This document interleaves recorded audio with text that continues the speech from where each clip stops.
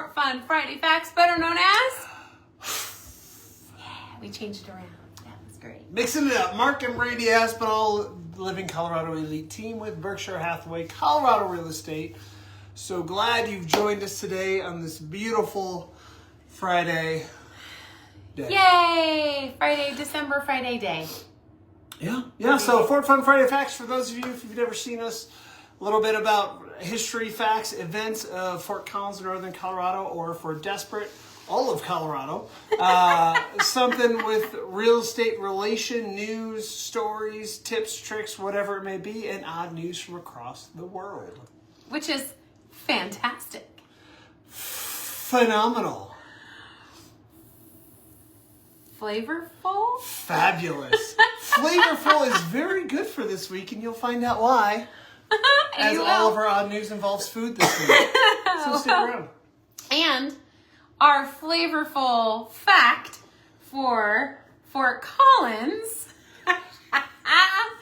actually comes with the whole alcohol scene. There's different flavors. It's like you were trying to rhyme alcohol with flavor? No. Oh, okay. I was trying to figure out if I was going to say spirits, like lively spirits, or alcohol or beer, but it's more than beer in this case. Mm-hmm. We were doing a little research and just talking about some old stories about there's some folk tales and or may not be true of during Prohibition, how there is an island out on Terry Lakes here north of Old Town, if you will, and one day, and this was during the Prohibition, is a bunch of neighbors looked out on there's a little island and saw some movement and freaked out and thought that it was a deer that was trapped out there. So the community got together, rode out to save this, what they thought was a deer, and found a bootlegger. Oopsies. Out there brewing and creating his spirits or alcohol-ish to trade. And that led us down the path of in 1896, when Fort Collins became a dry county and a dry town, and Prohibition was in place. It caused an essential impact on the city, as most temperance acts did, and crime started increasing. The police would arrest and throw people that they found drunk in the street and or trading in what they called the drunk tank at the police shop. And then it became even more so because a lot of people don't know there are underground tunnels that run underneath Old Town and kind of throughout. It's really fun. And there used to be the catacombs down there. I think, I've never been to the Social, but I think that goes down. So if you go into Old Town and you see those shops that go, when you go into them, you go down the steps. And those tunnels are still used today. However, back then they were used for the illegal trading of alcohol. So was your dad like Billy Capone? My dad? Yeah. Was he? I guess it would have been before. That grandpa? You're talking about? Yeah, it would have been grandpa. Yeah, your dad would not have been alive in 1896. Sorry, Billy. Yeah, so they were used now for really local building shops and storage, but back then they were used for bootleggers distributing and selling alcohol in the tunnels, allowing risk and illegal businesses to boom underground here in Fort Collins. Today, if you want to go tour them, they're still open. They're still functional. Like I said, some of it, that space is used for storage for the Old Town shops. However, if you go on the ghost tour, which we've talked about a lot, there's a Fort Collins ghost tour. Mm-hmm. You can actually go into those tunnels and do a tour of those tunnels and hear some of the stories. So wait, your great-grandfather, right, built what's now the Webster Administrative Building across from the library, right? That was your great-grandfather? Yes.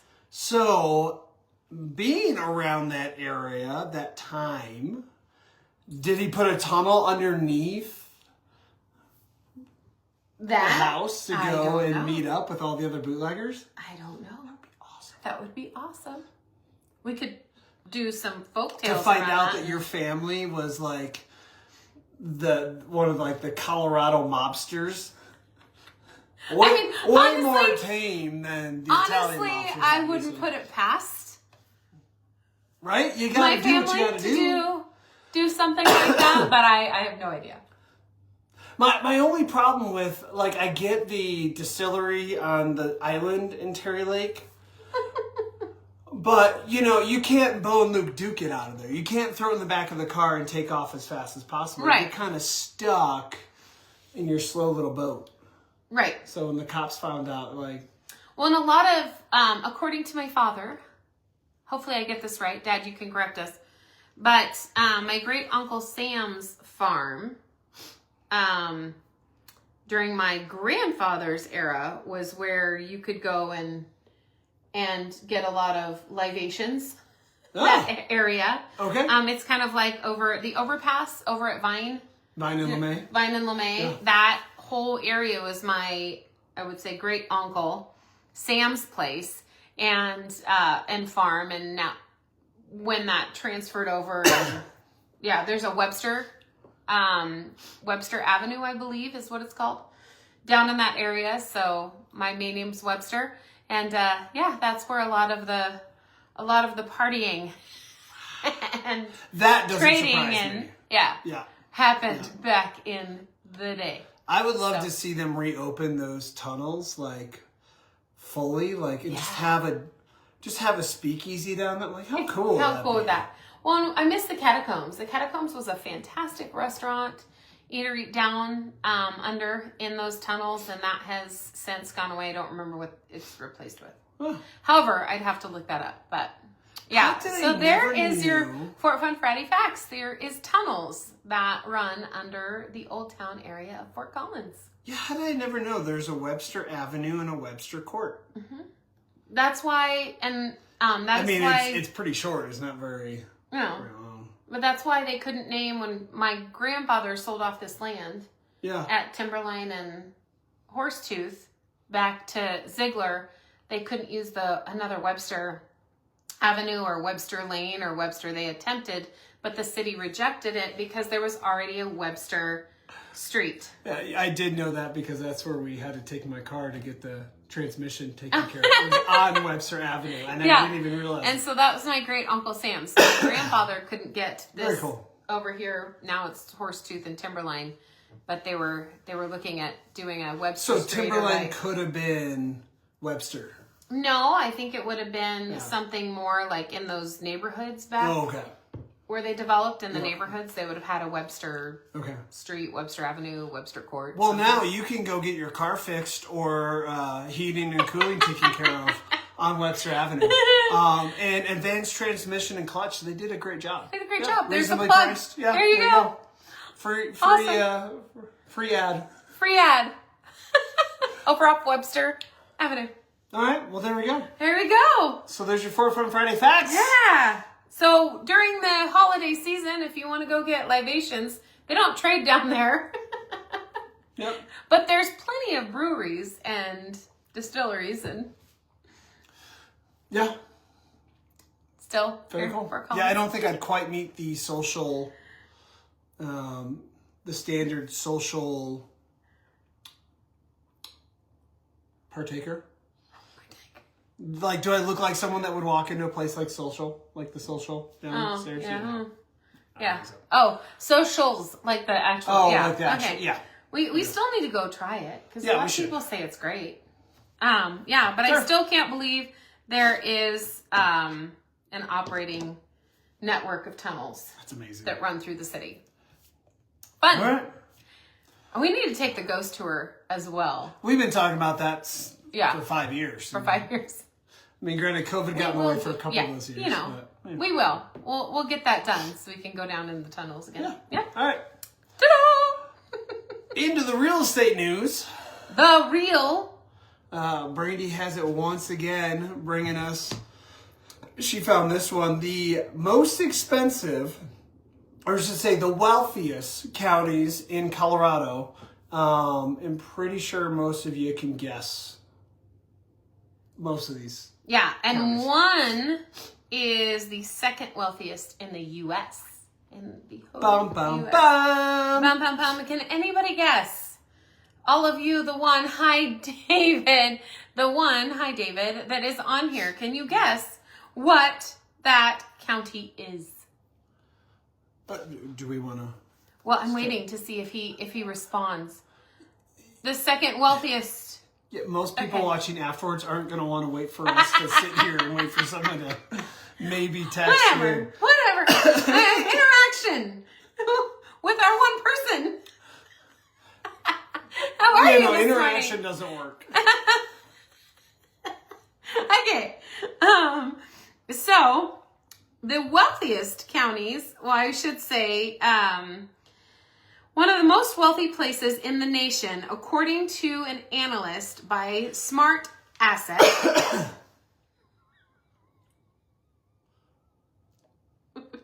What? You're not listening, are you? By Smart Asset. Uh-huh. Yeah. Okay, it is Oh. in its ranking, All right. which Yeah. provides online. All right, so here we go. The wealthiest counties in Colorado. It just hit me as funny. Number one, this is going to be no one's surprise. Pitkin County, which is the home of Aspen. Yeah, Which that is the second wealthiest, right? in the nation. United States. Thank you, Smart Asset. This is gonna be a fun Friday. Number two. Number 2 is Eagle County, which is home to dun dun dun dun. Vale. This is how we're doing it apparently. This is why one person usually reads and the other comments, because our back and forth isn't always fantastic. Okay. Number 3 is San Miguel, which is dun dun dun dun. Telluride. Really? I thought this was going to be so easy to go through on this All one. right. Nope. Connected in my. You're good. How do you say that? I don't know. Just kidding. The next one is Route County. Is that how you'd say it? Or Route Route County. County, which is dun dun dun dun. Steamboat Springs. The 5th is Douglas County, which most of you probably know as dun dun dun dun. Highlands Ranch and Castle Rock. And Parker, isn't Parker Douglas County? Yeah, Yeah, Parker's Douglas Parker. County. Yeah. Yeah. So lots of money down The 6th is Summit County, which is dun dun dun dun. there. Breckenridge, Frisco, and Silverthorne. Stupid. Number 7 is Elizabeth County, which is dun, dun, dun, dun. It's Elizabeth County. It's Elbert, or Elbert. Elbert County. which is Dun, dun dun dun, dun dun. dun. Elizabeth. Which I'm a little surprised on I'm this. surprised. I know Yeah. a lot of high-end horse properties and stuff down there, a lot of Mm-hmm. large plots of land, but I wouldn't think it'd be this high on the list of the top Right, most because expensive. they come before Broomfield County, Boulder County, and Jefferson County. And Jefferson County is Golden, Conifer, Evergreen. So, You skipped the dun-da-da-da's. oh, I know. Boulder County, which is, of course, dun-da-da-da. Boulder.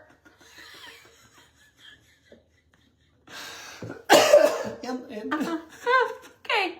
Well, I'm sorry I skipped the dun to the duns. I was attempting to just get through it. But that surprises me that Elizabeth Yeah. is higher than Boulder. Yeah. Well, and it surprises me that Douglas County is higher than Boulder. Outside of Douglas County is much larger than Boulder, but still the wealth in Boulder. But yeah, I mean a lot of our local athletes buy in the Douglas County area, so it does make sense. Yeah. So those are the wealthiest counties. And then obviously, yeah, Jefferson with I think Golden and yeah.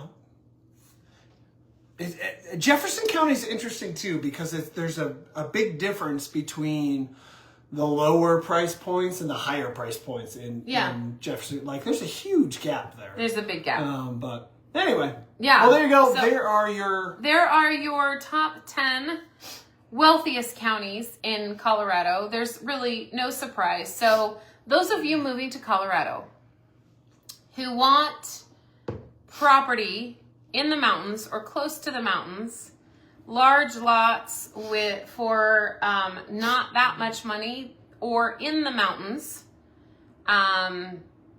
Just know they are few and far in between. And when you find them, they're probably not in the greatest condition. So just be prepared, because we have a lot of people coming in here from other states just thinking that Colorado is all mountains and you find it and it's great and it's up against and you have these beautiful views and large lots of land to acreage in Colorado, something similar to you would see on Yellowstone or something like that. I don't know. Yeah.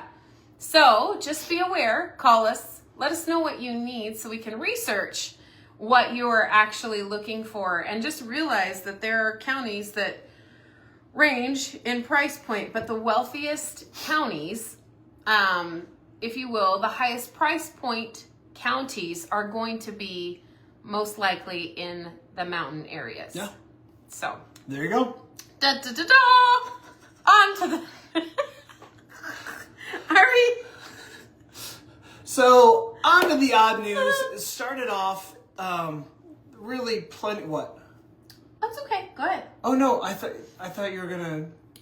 Oh. Yeah. Really? So I was just going to wrap this up, which is the counties that we frequent in when we're selling and helping people sell and buy real estate.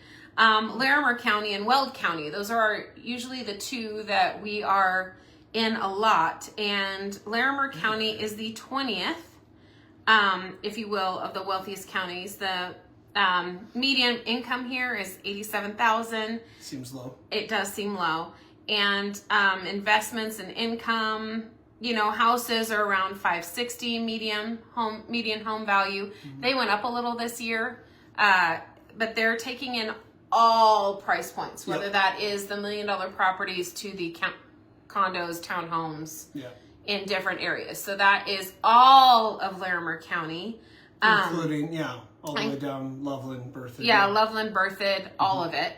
And then Weld County is, the median income is $89,000, and for the median home value there is $498,000, which again, that is taking in everything in Weld County, and Weld County is pretty expansive. But that also is a good picture, because again, a lot of people coming from out of state, thinking they can buy a home with land and spend, we've got a lot of people like, our desired price points are around $300,000. That's not going to get you much in most of Colorado, let alone Larimer, Weld, and all the other counties that we mentioned. So it's just good to know that, 400 is kind of the starting point of, for most, being able to get you into a nice little detached single family home. I forgot to say Weld is 21st. So Laramie is 20th and Weld is 21st on the list of wealthiest counties in Colorado. And then we have a lot of counties. Got a lot of counties. We have a lot of counties. All right. But that was the wrap up. So then we went to the da da da da and back, and now we're going back to the da da da da.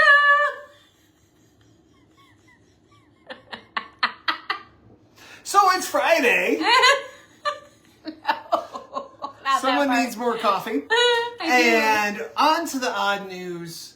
Pulling from a variety of different places. This week we're going to be going through odd news surrounding food. So hold on to your hats. And for those of you that are culinary experts, I'm sorry, and you'll find out why in a minute. So the first story, though, we are in London, or in England. In London. A British chef is appealing to thieves to return 2,500 pies that were stolen. So these thieves, How many? 2,500 pies were stolen.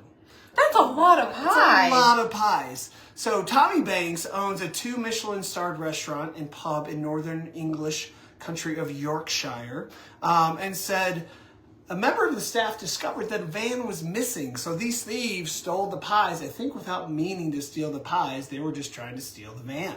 Is that what it says? Yes. Oh. But in the van, its cargo included steak, ale, a steak and ale, and turkey and butternut squash pies.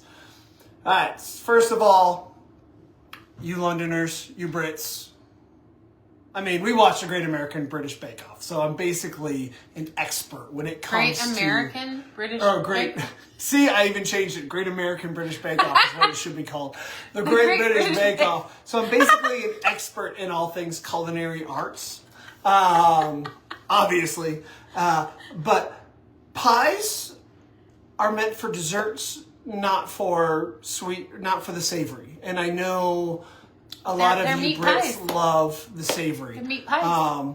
And I probably would honestly I love would- and eat yes, them too, but we just absolutely. don't have them that Come on, often a here. steak? I know. Got me. But so steak and ale and turkey and butternut squash pies intended for a Christmas market in the city of York. Oh, love York. Spent love a little York. time in York. Fantastic. Fantastic. The ghost tour there is fantastic as well. The food was valued at 25,000 pounds or approximately $32,000 worth Wow. of food in that truck. Banks said in his plea that the van is insured, but he implored the vehicle's thieves to not let the food go to waste. In an Instagram video, he suggested doing the right thing and dropping the pies at a community center or other venue. So he wasn't even worried necessarily about getting the food back and the lost revenue, lost time for him. He didn't want the food to be wasted. Now, if that's not a true, chef, Yeah. please don't waste my food. Unfortunately, though, the damaged vehicle was found about 30 miles away, and most of the food was still inside and was damaged beyond salvage. Unsalvageable? Unsalvageable. Banks said sad. it's just so much waste. It's just rubbish. Sorry, it's not a happier ending to the story. Aww. So, Sad face. there you go. If you're going to steal a car, a vehicle, two things. Look in the back, make sure there's no kids in there. And if there's any food, please at least donate it. How about you just don't steal a vehicle? I mean, you can do that too. You try it. Yeah. Whatever tickles your fancy. But if you're going to, good Lord. So there you go. Here's my apologies to the culinary experts that I'm sure listen on a daily basis. Sam's Club, in an attempt to keep up and maybe outdo their competition known as Costco, is trying something bold and brazen with their food. There's lots of social media people out there posting about, and always have been, and raving about Costco and their great cheap food that they have and the hot dogs. And well, Sam's Club also apparently is known for its hot dogs, I guess, and its cheap food. They're taking it to a whole new level, though, by putting a holiday spin on one of America's favorite pastime foods. They are calling them Holly Dogs. And there will be a specific Sam's Club throughout the nation. I don't believe Colorado's one of them, so sorry, but this is too good to pass up. And they are a mashup of a hot dog and holiday favorites. So the first one, and this is gonna gross me out. This is weird. It might a little bit. The first one is the holiday mashup, and it's a hot dog topped with mashed potatoes and Christmas cookies. You get your sweet and your savory all in one, just like the pies. It's the same as the pies. Isn't this a good thing? No, the pies are savory. The pies that were in London, that was savory, or in York, or whatever. That was savory. Next is This. No, you don't do. No. the second Holly Dog. Yeah, there's more than one. The second Holly Dog is a hot dog topped with pumpkin pie and candy canes. Absolutely not. No. There's nothing I like This better. is not a fusion of food that I will go for. There's nothing I like better than eating through my hot dog with maybe a little bit of ketchup on it than that pepperminty taste in my mouth. So you can feel like I'm eating while I'm brushing my teeth. This is so good. It's so gross. Oh, Sam's. Oh. Is that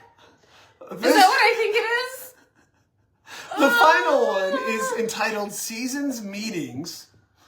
And this is a hot dog topped with turkey, prime rib, roast, and gravy. I mean, that's not as bad. That is the least disgusting. That's the least of the disgusting three. one. I think the first one really throws me off. The mashed potatoes and Christmas cookies. Yeah.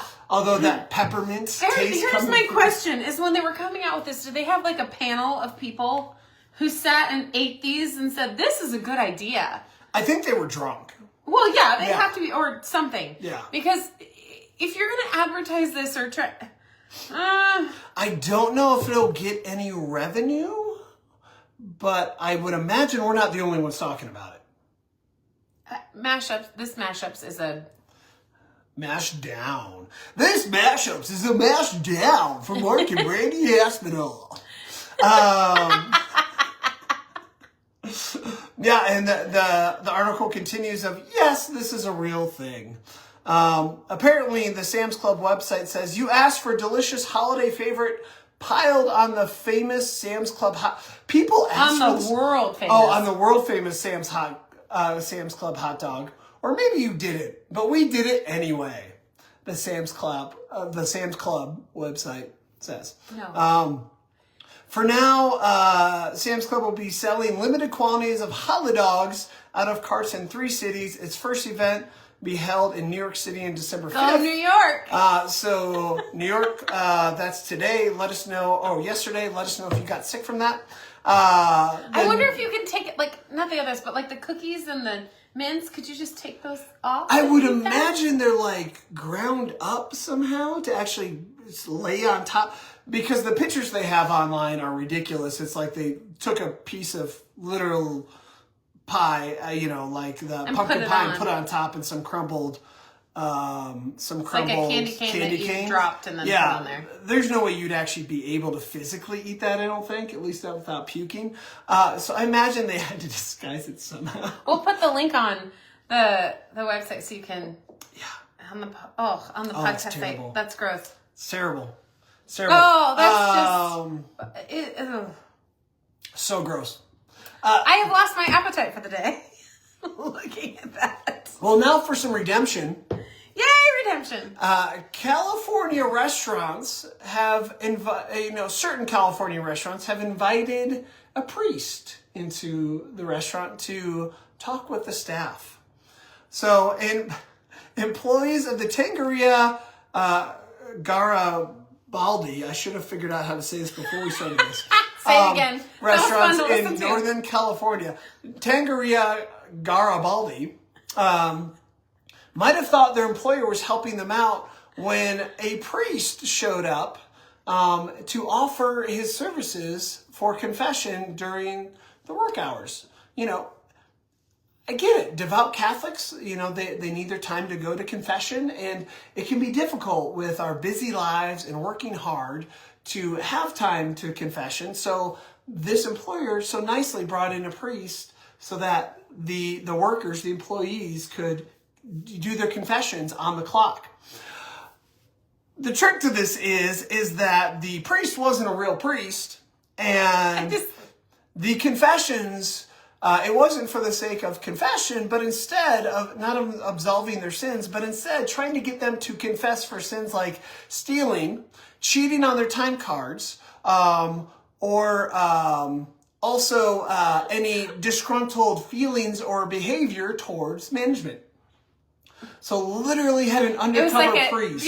Secret shopper, please. Yeah, it's like undercover boss, but no, I'm a priest here to absolve you of all of your sins. So apparently, this was learned of by the Department of Labor, and not good things happen to the owners of the restaurant. So, where did he find this guy to do this? Was it an actors club? Like, you want to come pretend to be a priest and act like, is the fake priest held accountable, or is it just the It management? doesn't say the fake priest was held accountable, because I think the priest was just hired for an acting job. Everybody in California, no matter what parts, That's an what actor, I mean. right? Yeah, this that's is what I said. North California, so little hit or miss. But no, I think this is exactly why Craigslist still exists. So that, hey, you need to hire someone to do something shady? Go to Craigslist. That was a really weird laugh.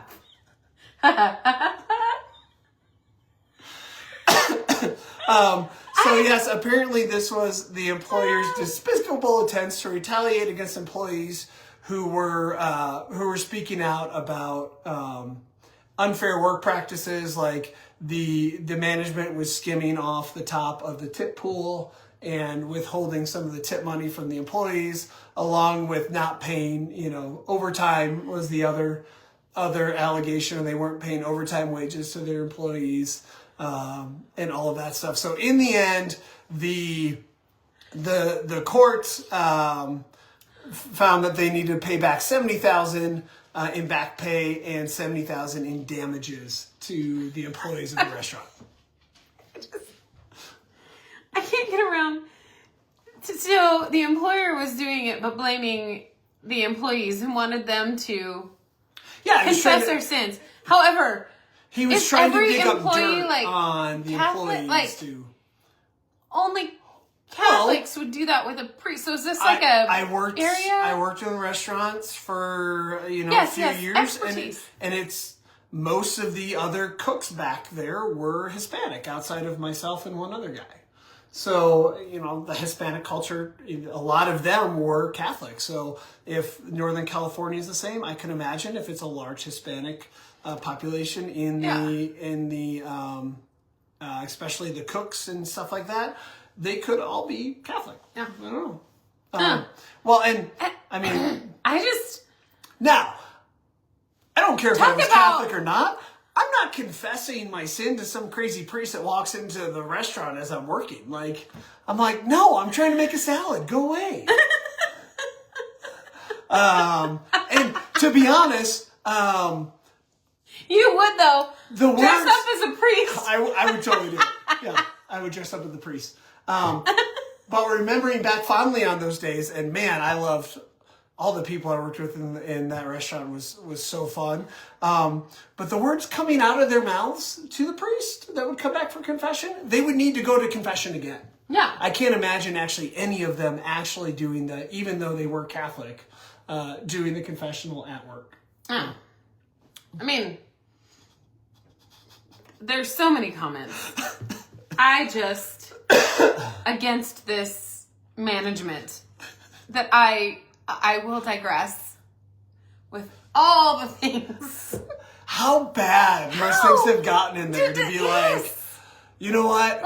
We don't need to change this management. We're doing what we're going to do. I'm going to bring in a priest and get dirt on these guys.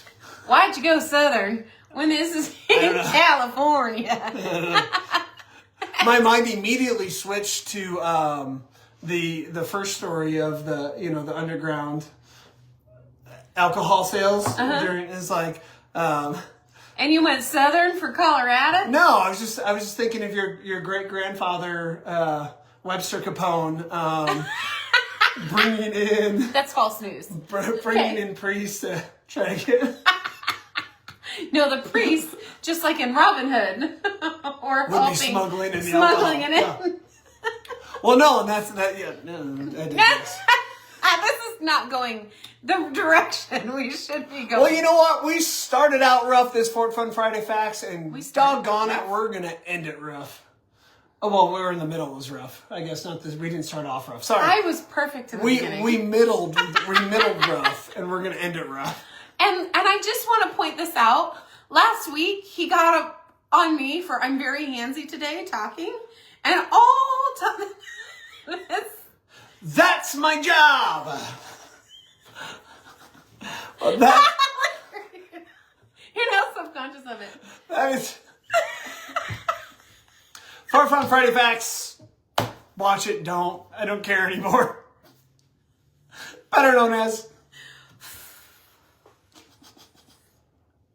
Mark and Brandy Aspinall, Berkshire Hathaway, Colorado Real Estate. They live in Colorado Elite Team. Don't judge us based on this one video. Have an amazing weekend. And we might see you this Monday, actually, for Monday Morning Mindset, better known as... As long as Brady comes up with something good for it. If not, it's not my fault. Have a good week.